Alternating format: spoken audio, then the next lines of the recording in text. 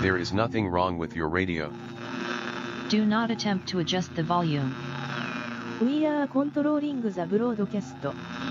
For the next hour we will control all that you hear. You are about to experience the knowledge and insights of the Media Mothership.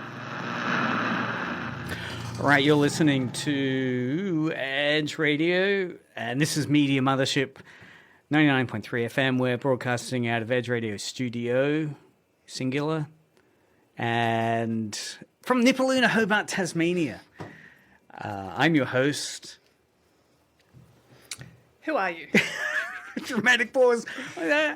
Dr. Craig. Yeah, because I'm joined by Dr. Emerald. Yes. Thank you, Dr. Emerald. Hello. And Not doctor. Fud, PhD. Yeah. PhD candidate, Ashley Reminga. PhD Ash. embryo. That's a terrible term. Let's never, ever consider that ever again. And on Media Mothership, we look at how media shapes our understanding of the world around us. And in terms of that concept of how media impacts on reality, we're diving into probably, I find, the most fascinating way in which media redefines reality, which is the wearing of fictional characters and bizarre kind of variations of real objects that are then worn and displayed.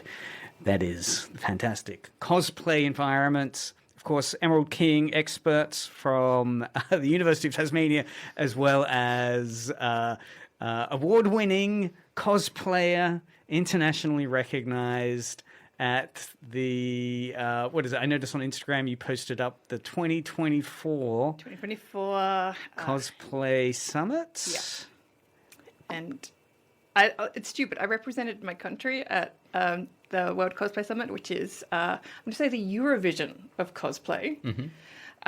But I'm sometimes more proud of being named one of the 2020 World Cosplay Summit support ambassadors.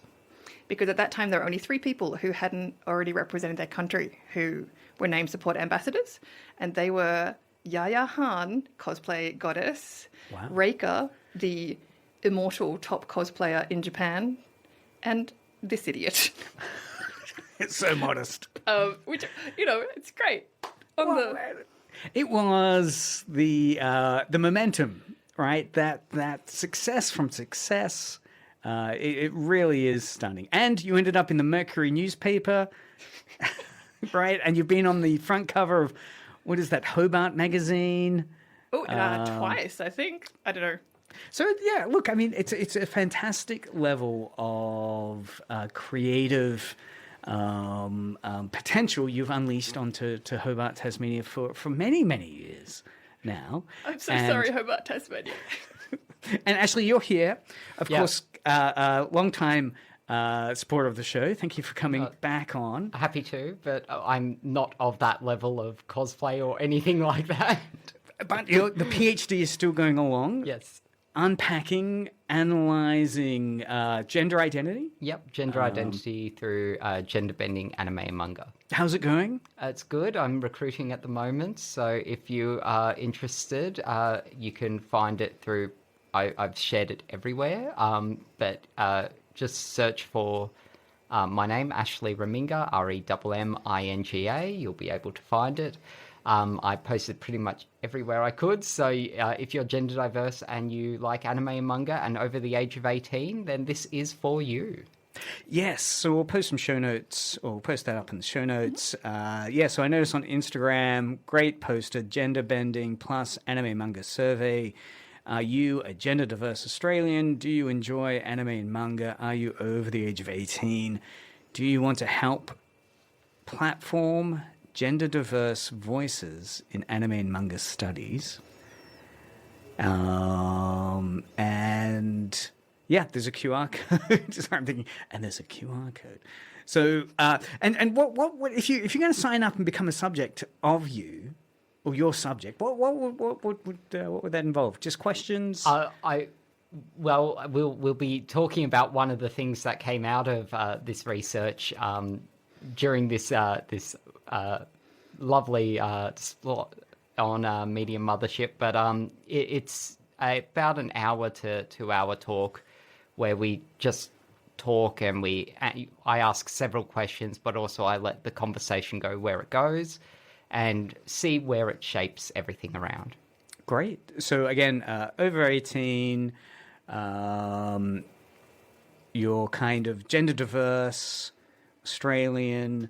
And again, we'll post that up on the show notes. So you're like second year into your PhD now? I don't want to think what year I'm up to. Yeah. The journey continues, Okay, so Emerald, cosplay for you. So Yes. I also picked this up. So this is something you're involved with a group of other really talented people. What is cosplay for you? Cosplay for You is happening across the ditch. It's the first cosplay competition happening at Armageddon for a couple of years now. I'm working with Sanat of Spicy Thai Design, who also is based out of Weta Workshop, and with Vic Gridley, who grew up in the Victoria cosplay community and now sometimes does contract work for Weta, but her home is mostly in the costumier department for the New Zealand Royal Ballet. Wow. She's making some really interesting hats at the moment. Hats. Which is very Like exciting. period setting hats or hats that are kind of themed around a performance? It's theatre? She's just finished making some really cool animal hats for an upcoming children's ballet, which will be released in English. There's an English version and there's a Reo version about a picture book called Sparkle Hands, which is, I believe, about a magical pig and a farm where absolutely nothing out of the ordinary happens. It is a typical, ordinary, everyday With a New 3-act Zealand farm. structure set around a typical, normal, everyday. Is this hats for animals It is or hats for the ballet for the dancers. okay? I don't know if I'm happy or disappointed by Yeah, that. they are incredible man. hats. Never work with children and animals, Ash. You know that. That would be amusing as an audience member. I just want to see a little pig with a little hat, like top hat or something. Until you don't. Until it kind of... I believe the pig wears a satin like sports spray jacket and matching hurricane pants. I like that. So this was for the cosplay for you. You posted up that you were inviting people to join on that date. Mm-hmm. And what was that? Was that an announcement? Like supporters were just jumping we've into been doing, it? because it's been a while. There's a kind of mini generation of cosplayers who haven't had any competitions in New Zealand and in Auckland at Armageddon. So we just wanted to do some announcements. Weta has come on board. Weta And Workshop. Weta The Workshop. Weta Workshop. The Weta Workshop has You're come on kidding. board. No, I'm very What is excited. that? I mean... I can't tell everything yet. What? Okay, yep. But yeah, it's going to be, we're going to make it very special for the New Zealand Cuzzies. And yeah, so that's entries for that actually close on Sunday. So if you have any Kiwi cosplayers who you are friends with, tell them to do the thing. But we also have things for Hobart cosplayers as well. Yes, so the other thing I've come across, Level Up Tasmania cosplay competition. So this registrations are still open for it. What's going on here? What is the Level Up Tasmania cosplay competition? So Level Up Tasmania is run by Screen Tasmania. This is the second showcase. It's a video game showcase. I believe there's over 40 devs, including staff and students from the ICT department at UTAS, which is great.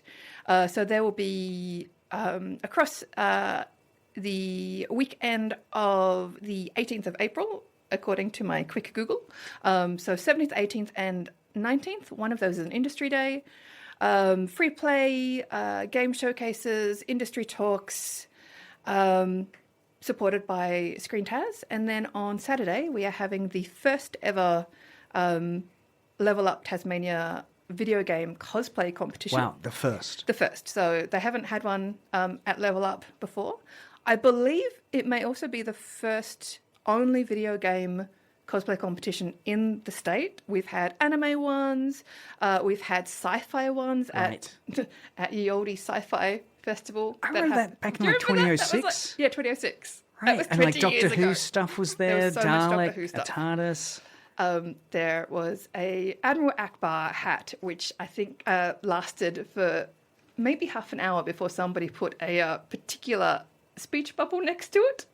Holy cow. But yeah, so I believe it's the first one that's just games. Video games. So Video games. specifically cosplay of video game characters. Yeah, and So we're talking anything. Mario, We're talking Luigi. Mario, we're talking like Mamorpagas, we're talking indie games. All right. Oh, I really hope that I get a goose cosplay. That would be Goose. fun. Oh, right. The Goose. The goose game. Yeah. Just like somebody wandering around with a sock puppet and a knife. Video game. All right. So this will be. This is down on Princess Wolf. It is free entry both to go and play the games and also to enter the competition. Cosplay competition is sponsored by not only Screen Tasmania but also Sush. Tasmania, who put on a fantastic first event at the end of January. They have another one coming up later in the year as well. And Control Alt 3D Print, that's their name. Control Alt 3D, who are local 3D printers. So those will be our sponsors. And Screen Tas has some other sponsors and amazing people involved in the broader game showcase. What a great opportunity. So free entry, go along mid-April. Mm-hmm. Further details are up on the Level Up website. Up on the Level Up website, and also you can find it easily on my website, www.emeraldelking.com. Notice I was checking out your website, and is this currently happening? Like there was something where there were mannequins, people could register their interest in displaying their costumes. Yeah, so as part of that, we have a show. We're planning a showcase, and the hope is that people who have cosplays that maybe they don't want to wear on stage, but they think that they're really pretty and shiny and they'd like people to look at them, they can apply to have their costume displayed on a mannequin in a well cordoned off, no touchy area, and have them on display as part of a small cosplay exhibition. I got to say, that those moments are amazing. I know you've done a fantastic one many years back at the Morris Miller Library here on Sandy Bay campus at UTAS. Some fantastic cosplay costumes from your personal collection were out there. The Emeraldus one from Captain Harlock, particularly fantastic. So, any of your costumes going to be up on display for that show? That all depends on how many people apply. Okay, right. Yes, so you're more than happy. I would actually, the dream would be if any of the Level Up game devs actually have costumes for their characters to have those on display. Yes. I think that would be really, really cool. Does the display cosplay still video game themed or anything? Ideally video game themed, but I mean there are so many beautiful costume elements for video games. Everything from your beautiful JRPGs, your ridiculous, inexplicable Squeenix design choices, to your ridiculous indie games. Have you found the video game environment one very rich for your own personal cosplaying? I mean, because my cosplay is always linked to my research, most of what I do is linked to Japanese myth and literature, including these. Yeah, I can make an argument for these. I mean, if you're watching on the stream, so we are streaming YouTube and Twitch, Emerald is adorning her head with today's big deep dive, which is such a fascinating topic. And unless there's anything else for Level Up? No, just entries to the competition will close mid-April. So yeah, there's still... Well, they should because it's like the 17th of April, yeah, right? so they'll close just ahead of that. Do please get your entries in. Encourage people to come along. Live judging, so you just have to do a stage walk. You can hold somebody's hand if you would like to. And I won't be judging that one. I'm just going to be emceeing. I've got some great judges coming in from Tasmania. Right. We're going to have some of the Level Up Tasmania Showcase guests as one of the judges. And we are going to have a special guest judge tied to Animaga as well. Really? Yes. Wow, that's going to be huge. Has that been announced yet? We're going to surprise people on the day? We just did. It's a scoop, Craig. It is. Wow, a lot of expertise coming to bear. I feel a lot of eyes on me. Fantastic. Well, So yeah, I get to MC this one. I don't have to judge it, so it's going to be great. Yes, all the pressure's on me. Yep.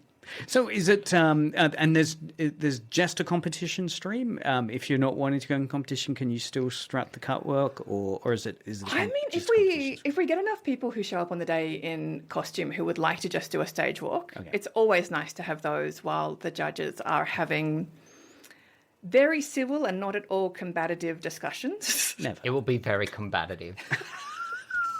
Blood sport. But yeah, also the nice thing about doing these kind of live judging stage walks is that it is very low pressure and you get some wonderful prizes. So Sush is putting up some vouchers for sushi, and so you can go along and have some of their delicious sushi and try out their brand new world first cardboard soy fish, the holy carp. Right. That they've just released. Yes. Trying And this think is what else to I can replace sponsor. the plastic. Yeah. I saw something in the paper about So yeah, that. It's local very innovative. local designer. I was talking to Sush the other day, and 23 years they've been in business, which is kind of incredible. 2-3. Not 6-7. And there we go. Playing bingo at home. Check that one off. I love Smashed it. It's fun when we get high school teachers in to talk with. There's this kind of post-traumatic stress disorder. So those are the announcements. For any other announcements coming up? That's the main ones. We've got Ash's research project, so enter into that. Then we've got the Cosplay for You and the Level Up cosplay event here locally in Hobart. April. It's going to be busy April. For me, yeah, it's still term time, so I'm going to be, well, at least Level Up is local, but Armageddon's going to be fun. Live the dream. Well, talking of living the dream, part of living the dream is wearing the right clothes. You can talk the talk, but do you walk the walk or wear the wear? So we're diving into what I think, is this the easiest cosplay you can pull off? The famous cosplay of cat ears. Is putting on cat ears the easiest way to cosplay, do we think? Is it the most low level, low effort? Or is there something hidden in it? I'm thinking of one of the early articles that you did for Intersections with Jonathan, back when Madman had their street clothing line come out. Oh yeah, talking about signifiers, and I think there was a thing that came out around the same time from somebody working with Henry Jenkins about what things like cat ears and Doctor Who scarves and fan buttons do is they on nerd t-shirts, not looking at either of us, they give you an immediate belonging without perhaps the pressure of cosplay, where like with cosplay sometimes you have to prove yourself. There can be a lot of gatekeeping. Less oddly, nerd shirts are not as heavily gatekept as band shirts, according to the research. Band shirts, you're like, if you are a certain type of person who would not be expected to wear a band shirt, you are more likely to be gatekept and asked to list soundtracks or band members. This is like wearing Cold Chisel or AC/DC. Nirvana, yeah. Whereas if you wear a nerd shirt, sometimes that's less heavily gatekept. But the flash symbol. Yeah. I bring it up because the one that I'm wearing is a vintage Madman National Cosplay competition shirt. They only released these for the 2012 round, and the Madman still exists. They're doing a lot. They do a lot of art house stuff. So Madman and Eastern Eye still exist, and then some of the Madman founders went on to found Sugoi.co, but the cosplay logo that they made up for Madman is just the Madman straitjacket dude with cat ears. With cat ears. And it's interesting how effectively, I guess, that symbol does some heavy lifting. Well, let's start with Foucault and Hall, shall we? Identity and performance. I hope everyone at home's done their readings this week. So first, I guess, what our cat is, right? Emerald's wearing them now. So on top of your headphones, well, not really on top, with your headphones. With my headphones. You've got a how would you describe it? It's one of those hair bands with... So these are the fox ears from Fox ears. the Capitalist Bear Friends and Friends Disney franchise. I hate Capitalist Bear, whatever his name is. The bear that Mickey gives Minnie that Tokyo Disney Sea spun into an entire different franchise. Anyway, one of Capitalist Bear Friends and Friends is a fox who's pink and wears tartan and is a detective and has a deer stalker, very Conan Doyle. And I was not much safe from Capitalist Bear Friends and Friends Christmas poinsettia Gotcha. fox ears. So technically these are fox ears, but I think we were talking about the crossover of animal ears and cat ears, and we determined that other ears were okay. Oh, I don't know. Are I'm they beginning okay? to have. I think they are all connected, but also they all have different meanings as well, depending on how you who wears them, how you wear them, and everything to do with that. And of course, yeah, you can wear any sort of animal ears. Yep. No stigma Yep. with that. Like, Well, yeah. So I guess in terms of when you see someone in cat ears, animal ears, cat ears, there's a sense that it's cute, maybe playful, mischievous. Are these how people get perceived, do you feel, when they put the cat ears on, that they're actively kind of wanting cuteness? Are they the dominant ways to read cat ears? Cute. well, I'll cross into. I sort of alluded. So with my study, which you can find and mentioned already, that we've heavily plugged. Yes, very promo. Is it heavy. published? Have we got any publications we can plug? Well, this is the raw information coming out of it. Oh, okay. So this is the fresh. This isn't even on my thesis yet. So this is how fresh it is. Unrefined. These are new findings. Yeah, new findings that even Emerald doesn't know yet. I'm really excited because some of the assumptions that I've made about cat ears, some of the things that are like just part of general internet lore and things that are known, you're finding proofs for.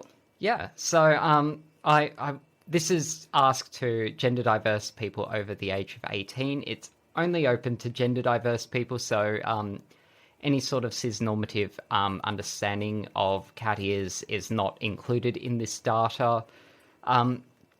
But there's been a number of things that have come out of it, and one is the idea of why do you wear it? Because cats are cute, and you want to embody this sense of cuteness, almost this hyperfemininity in the sort of like performative way. You're performing this sort of I hate using performing and performativity, Butler aside, but almost like you're trying to act almost hyper feminine in a way similar to cosplay. Sometimes there is an inherent need to hyper feminize.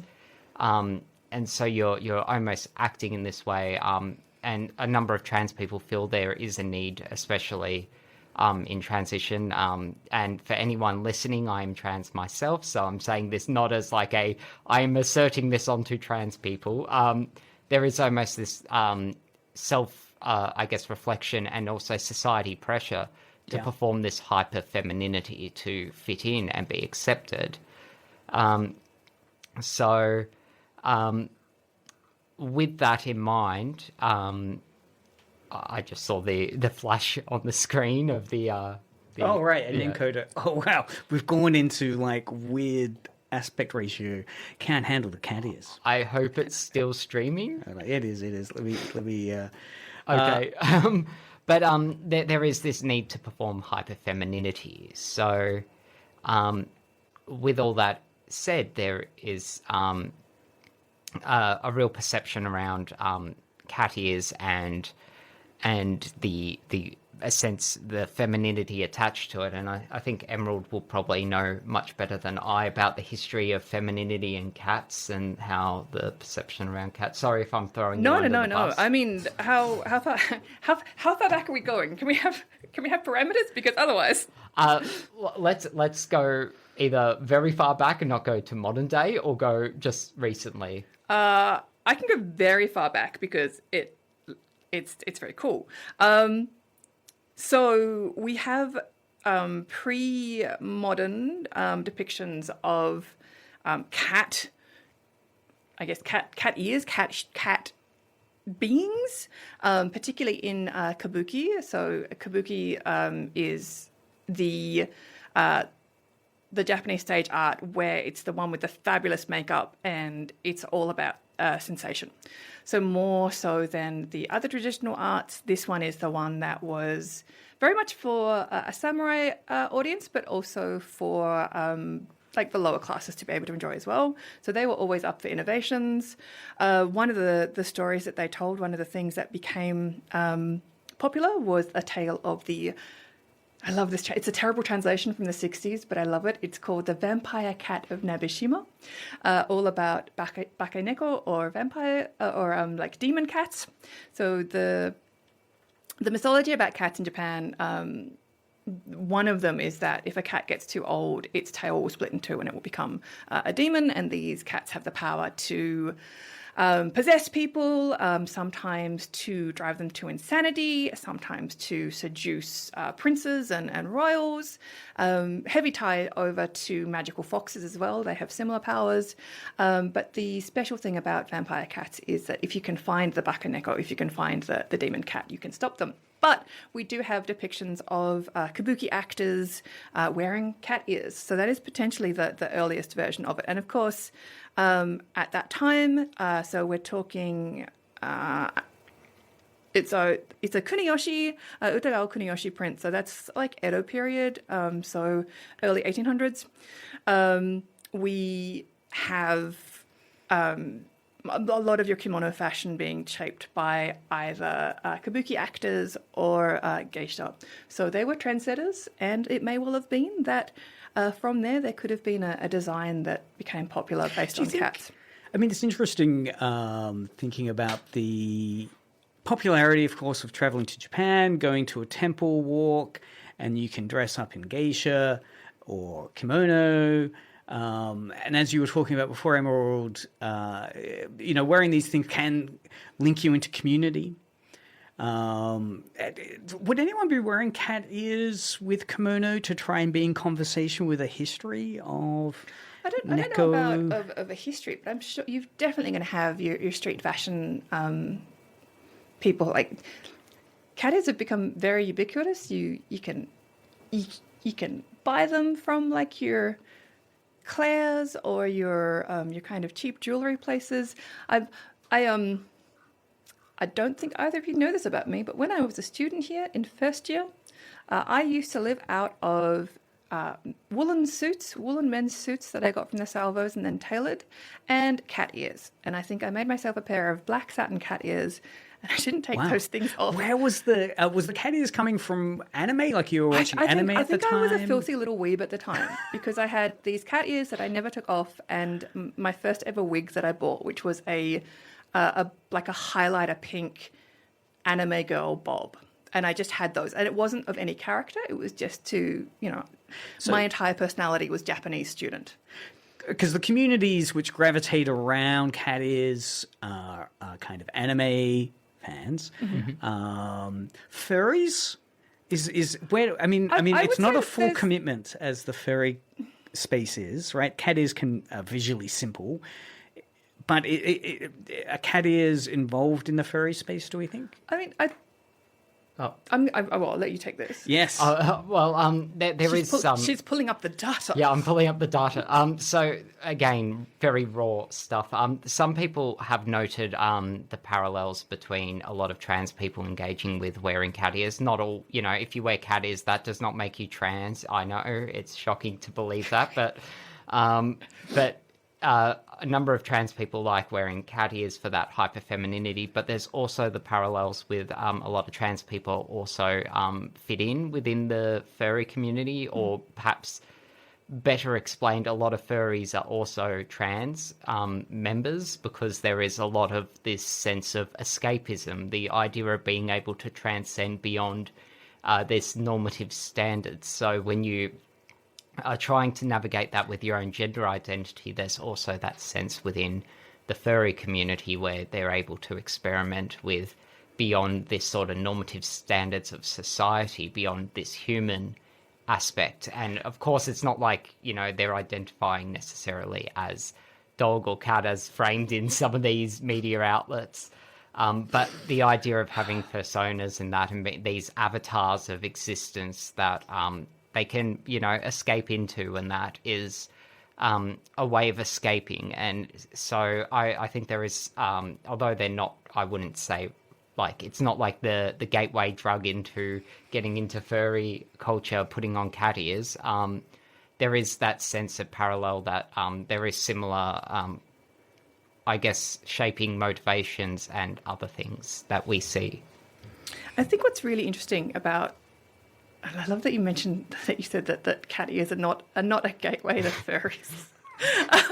It's not the gateway drug. It's not the gateway drug. You don't start with cat ears and then you start putting on the cat tail and then you've got the cat paw. Some people may Some people may do. The squishy bean socks.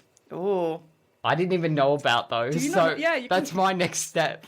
I feel like squishy bean socks are more associated with cat boys than with cat girls. Squishy bean socks. As in, like they're socks and they have cat paws on the bottom of them. Oh, right. They would be so nice on, like, hardwood floors. I mean, they look like a sensory nightmare to me. I feel like they would be so nice on hardwood floors. Like, when it's, like, cold and that in the morning, like Hobart winter morning, like, having them would be like, stop you slipping. I'm just over here, like, full body cringing at the imagined sensation. But no, because I'm thinking of things like, so we have, back in the day, like 90s, when you couldn't get anything for any kind of costuming, everybody made their own. We have cat ears that you can now pick up at like dollar stores and fashion stores. You can buy them from Kmart, you can buy them from Target. You've got the Kraken Kitty razor ears headsets that I think came away and then came back. And then you've also got, that kind of weird cosplay crossover where you have cat girls in anime and manga, versions of popular characters who dress up as cat girls, cat ears that are put on pop culture clothing because cat ears equal pop culture. But then I noticed when She-Ra was really popular, there were lots of people making Catra ears. Catra being the original evil villain / love interest of She-Ra. So 1980s, she's just a sexy cat woman who has a giant pink lion a giant pink lion who's kind of like He-Man's green tiger, but a lion. And then in the modern version of She-Ra, she is, She-Ra's love interest. And so there's been a lot of crossover and a lot of new making techniques that came out of that particular series. I just think it's really interesting how there are many types of cat ears, and these are deployed visually for a similar purpose, but everybody has different meaning behind them. Well, that's a key question in terms of what we feel they represent when you're wearing them to others. Is it a just a playful state of mind, or is it something you think, okay, well, I'm going to a convention, I want to be perceived as a particular type of person or have a particular type of atmosphere around me, so I'm going to put cat ears as a way of identifying as a particular person, cute, or because it's interesting thinking of the communities where cat ears, you see them. So communities and texts, I guess, anime texts, the Vocaloid stuff, or the you're watching a Let's Play video game. Yep. Right. Yeah, the VTubers. Right. I mean, when I put in cat ears and cat girls into the YouTube search, so many VTubers, and many of them talking about kind of weaponizing their ears with their audiences, right? One guy was talking about how his character design that he got for his avatar didn't have cat ears, but decided, he'd modeled some cat ears, so if people paid $5 during the stream, he'd wear it for 5 minutes. But then people were putting like $50 in, and it became this big kind of performance that he said, right? That this performance of the cat ears and the audience wanting them to wear cat ears with that identity. So that idea of kind of representing something to that audience, or just play. I'm curious though, if they were doing it as a challenge, was it because the cat ears were seen as a pejorative, or was it because like there feels like a kind of pressure that like frames where the audience saw the cat ears? Was it like, you're wearing cat ears, punishment? Or was it, no, you'll be super cute, you've got to wear the cat ears and then make merch and we will buy the merch and support you? And I think there's a lot more going on. In fact, I came across it on a YouTube short, which in its very context was about, and I think it was, the title was I'm hostage to my audience. So very much the drama of it, which leans into the YouTube shorts kind of quick, dramatic, bang for your buck impact. So I think it was performative and playing into this narrative of I'm trapped, but it's still playful. But I think it was, I saw it, my reading honestly was mercenary, that this guy is just milking this for all it's worth.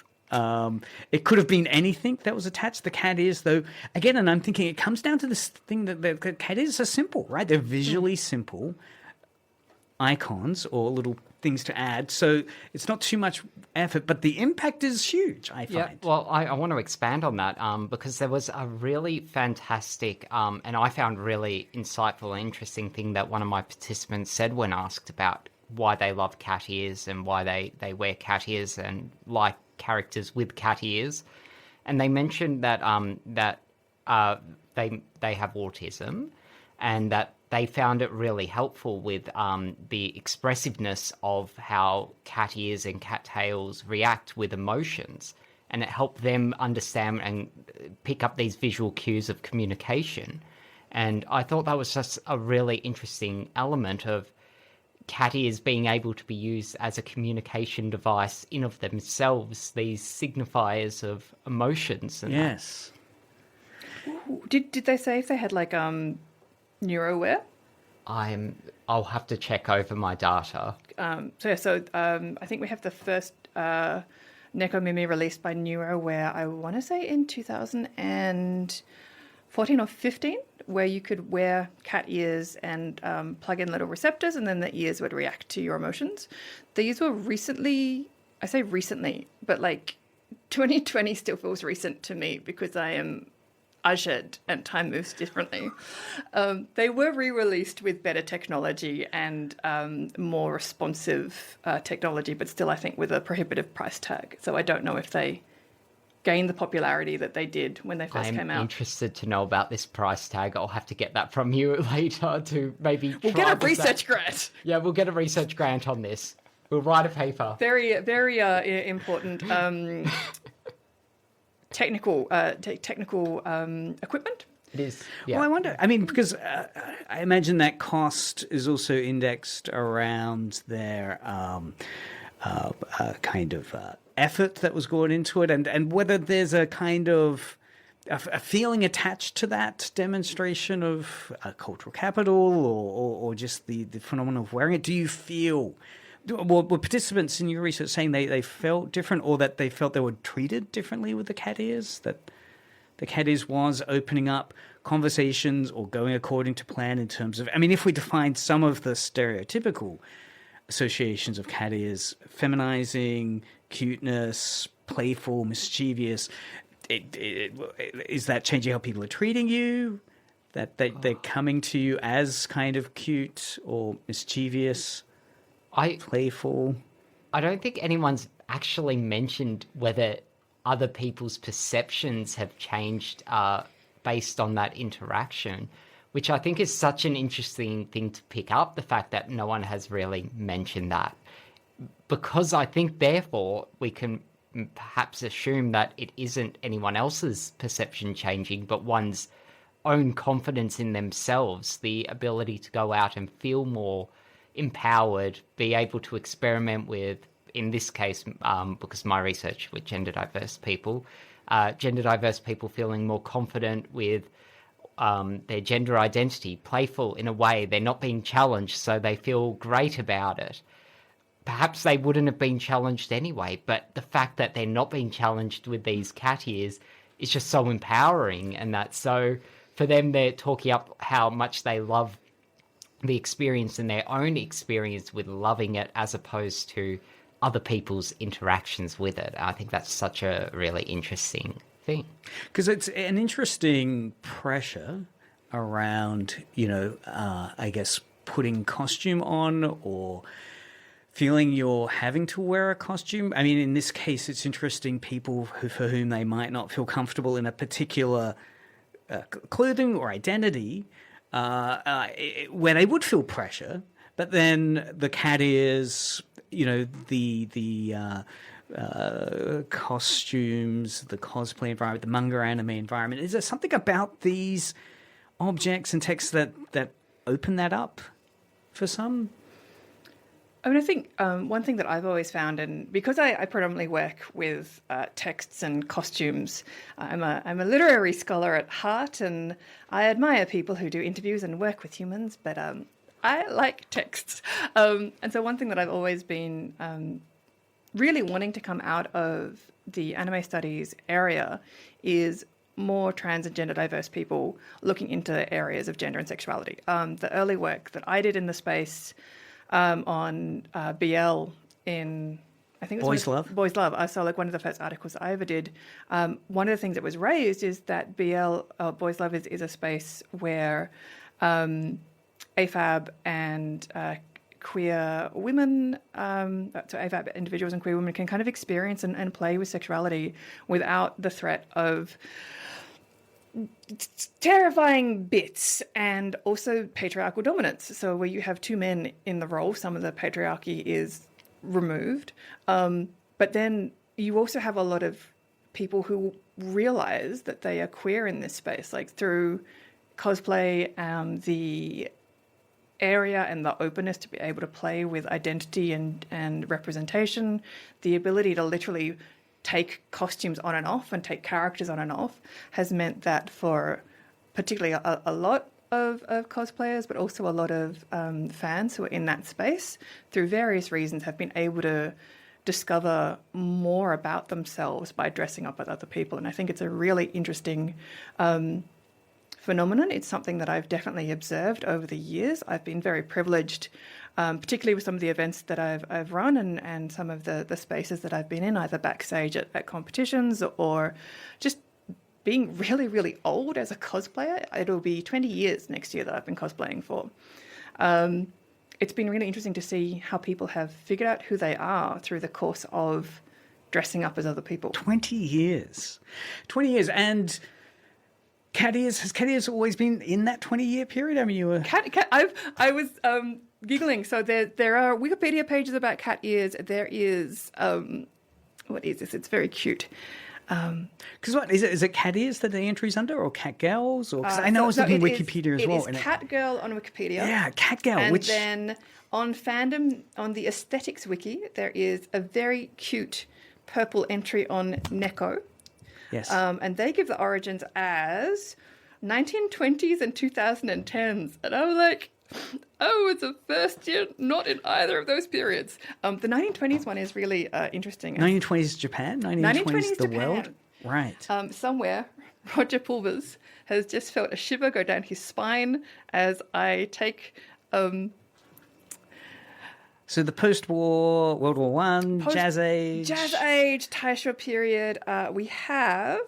But the bubbling of right-wing ultranationalism there in the background... I just want to make sure that I am right and that I'm not taking Roger Pulver's name in vain. Yeah, it is Miyazawa Kenji. And then 2010. And then 2010, according to the aesthetics wiki. Is that a cycle? Right. Like some people like charting those. Everything's cyclical. There were some solar flares occurring 100 years apart. I mean, look, apparently... I think some of the data's off, though, because I feel like 2006 and that had a lot of cat ears as well. What was going on? Really? So, like, in what way? Where were you seeing the cat ears in 2006? Especially in online, like, the forums and that, there was a lot of a lot of the anime forums of the early 2000s also had a lot of discourse on cat girls and that, especially through anime and manga. If you look These at were the, like pictures of, Yeah. like I remember.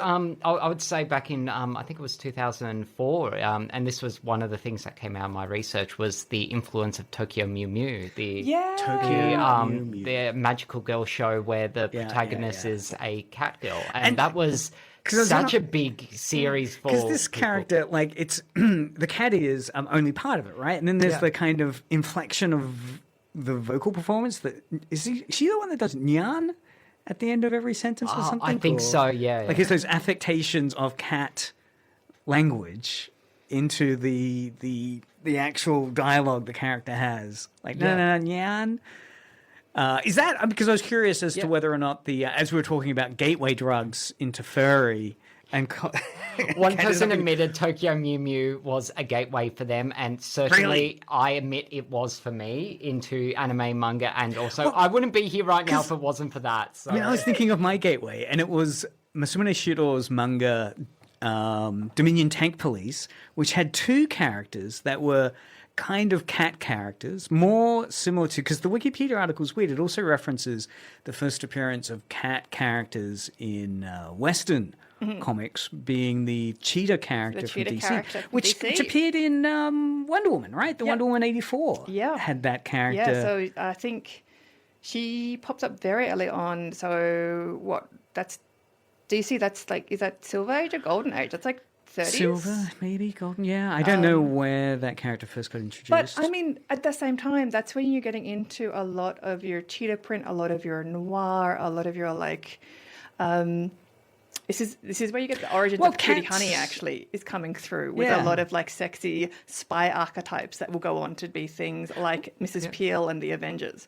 So and there was that black and white horror film, Cat People, right, which has that fantastic, it's 1930s, 1940s British horror. I mean, look, if the thing about cats is they do one of two things, and it is like we've mentioned demon cats in Japanese mythology, but if we look at Western religious iconography, particularly black cats, they are seen as a sign of the devil. They are something that is untrustworthy. There's a phrase in Japanese which is neko o kaburu, which is like to put on cat's ears, and it's when you're being false, or when you're feigning interest, or when you're feigning really? friendship. It's like kind of like Oh, yeah, okay, go on. yeah. So I think we do have like similar kind of belief structures around cats globally, where they're either like cute, friendly, happy things, but there's also something very sinister about them as well.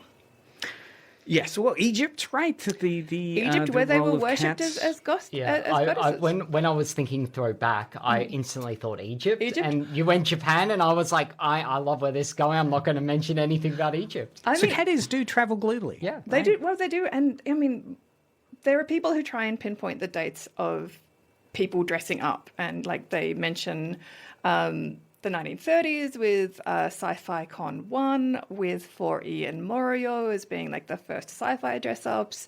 There are people who... Frenchie Looning has just put out a thing where she traces it back to Mr. Skygack from Mars. I need to show you one by Andrew Liptak. Goes back I think to the 1800s, even 1700s. So, But like humans dress up. That's what they do. They dress up as their dreams, as their nightmares, as their gods, as their deities. So a big part of the recorded ceremonies that we have through paintings and hieroglyphs and tomb paintings is people dressing up and pretending to be Egyptian deities.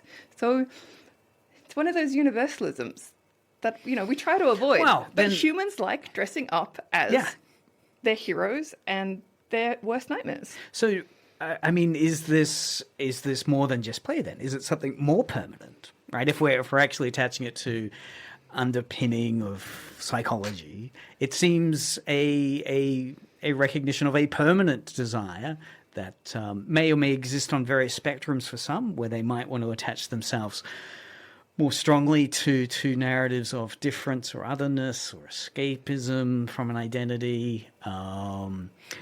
in terms of unpacking this, there's, I guess, a cultural dimension, a literature dimension, as you were saying. It gets tricky when there's a psychological dimension that then begins to be wrestled with. With your own data, how do you find the methodologies that you're trying to unpack these through? I mean, you're not using psychology per se, but I think it's just I don't know if I'm well equipped to definitely talk about the psychology aspect of it. Since at the moment this data is just raw data through interviews, and so I haven't even had a chance really. I know I'm missing a lot of my own notes on what people have said out of it, but I think there is just I guess a need and a desire to really explore identity, similar to sport, how like you can look at sport over many years and people have this competitiveness, need to play, the Olympics back from ancient Greek times, the Roman celebration. There were these sense of triumph and ideals that you're trying to express. And I think with costume and that you're getting identity and a lot of this other aspect, you can play with it in such, I guess, creative and powerful ways. And so I think there is a desire in the similar sort of way that we negotiate these identities, meanings and senses of ourselves through cosplay and other things. I think you guys are asking the right questions, but we're still so far away from answers that that's what research is for. Yes. It's a very exciting project. I've got so much I'm more. so excited. So in the dying 5 minutes left of the broadcast, obviously questions, a really interesting topic around cat ears that then opens up these deeper questions around identity and community, belonging, where these trends come from, how they travel across different cultures. If this conversation has made someone interested, and thinking about your own explorations 20 years ago, starting cosplay. Where would they go next today? I mean, back 20 years ago, you made certain choices around, okay, I'm feeling curious about these artifacts. Let's embark on some journey. Where would you encourage people to look at next? Obviously, your Instagram pages, but... This is, I'm in my head, I'm like, are you questioning, I'm questioning whether I like cat ears, the same way about queer coming out. I feel like for queer and open spaces, where people want to go, I don't actually know what the safe online spaces are anymore because of enshittification and the internet being bad. But for in-person spaces, going to events like the Level Up Game Showcase, going to things like Judy's and queer-friendly spaces, if you are questioning and kind of want to figure out what's happening there. I should say, so I use she/their pronouns, and I've always referred to myself as a mostly cis, mostly straight academic, and sometimes cosplay uncle. So I'm not that, but I feel like, so there are in-person events. A lot of anime and fandom events are very safe places to go. Youth Arc as well has spaces for underage as well. A furry workshop. Yeah, so there are underage spaces as well as of-age spaces. If you are over age and you are over the age of 18 and you identify as gender diverse and you would like to take part in this study, you can either do a Google for gender bending anime and manga survey, or you can check out either of our Instagrams. I am Emerald L. King everywhere, and there is a very sparkly, glittery purple QR code pinned to my Instagram page. So, and Emerald, Ash, where can people reach out to explore any of the ideas you've got? My Instagram page. Emerald's Instagram. But actually, probably better algorithm, so you're probably more likely to find it through that. But you can also just search me, Ashley Reminga. Similar, I'm Ashley Reminga everywhere. So you can. The hardest part is spelling my name. Reminga, Remminga. You can find me anywhere, pretty much anywhere. Like if you just type my name into Google, you'll find me. She's there behind you. I'm always coming out of the screen. Well, cat ears. I must admit, I am cat ear curious. Yeah. And we'll need to investigate how it changes things around me. I feel so. We'll have really to do a exciting. follow-up. Yeah. Have to do a follow-up. We'll have to see, like, in 6 months' Cat is time in the whether you're studio. wearing cat ears, like when you. Is it the gateway? Is it the slippery slope? Is it the becoming? No, really fascinating stuff. And again, I'd love to get you guys back once April's done. Yeah. And the craziness and see how some of the further analysis is right. I love how you were looking at your mobile phone for data as we were doing the show, because there's so many interesting things I want to find out more about what you're looking through. I've got so much, and that was just live data research, guys. Very exciting. All right. Well, look, thanks again, Ashley from the University of Tasmania, PhD student, and Emerald, lecturer in, what is it, Japanese studies still? Or what do you Technically, I am classify as? lecturer in humanities, currently working in the Japanese department. Dramatic pause. Okay. Who knows? No, languages is alive and well at the University of Tasmania, and we also creep into other parts of the university as well. So gender studies and language as well, and media now. Yeah. So Brilliant. All right.